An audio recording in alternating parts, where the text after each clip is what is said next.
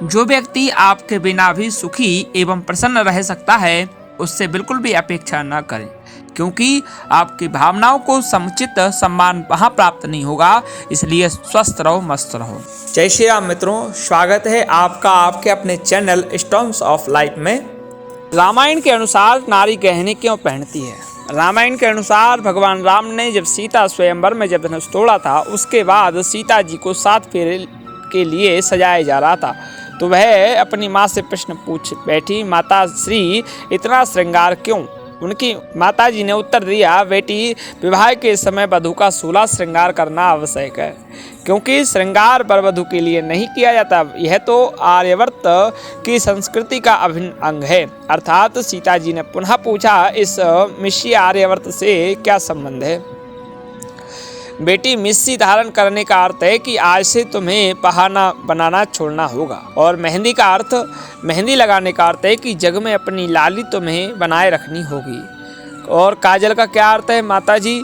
बेटी, काजल लगाने का अर्थ है कि सील का काजल आंखों में हमेशा धारण करना होगा। अब से तुम्हें बिंदिया लगाने का क्या अर्थ माता श्री? बिंदिया का अर्थ है कि आज से तुम्हें शरारत को तिलांजलि देनी होगी और सूर्य की तरह प्रकाशमान रहना होगा। यह नत क्यों? नत का अर्थ है कि मन की नत, यानी कि किसी की बुराई आज के बाद नहीं करोगी, मन पर लगाम लगाना होगा। और यह टीका, पुत्री टीका यश का प्रतीक है। तुम्हें ऐसा कोई कर्म नहीं करना है जिससे पिता या पति का घर कलंकित हो, क्योंकि अब तुम 2 घरों की प्रतिष्ठा हो। और यह बिंदी क्यों? यह बिंदनी का अर्थ है कि पति, सास, ससुर आदि की सेवा करनी होगी। पत्ती का अर्थ है कि अपनी पंत यानी कि लाज को बनाए रखना। लाज ही स्त्री का वास्तविक कहना होता है। कर्णफूल क्यों? हे सीते, कर्णफूल का अर्थ है कि दूसरों की प्रशंसा सुनकर हमेशा प्रसन्न रहना होगा। और इस हंसली से क्या तात्पर्य है? हंसली का अर्थ है कि हमेशा हंसमुख रहना होगा। सुख ही नहीं, दुख में भी धैर्य से काम लेना। मोहन माला क्यों? मोहन माला का अर्थ है कि सबका मन मोह लेने वाले कर्म करती रहना। नौलक्खा हार का क्या मतलब है?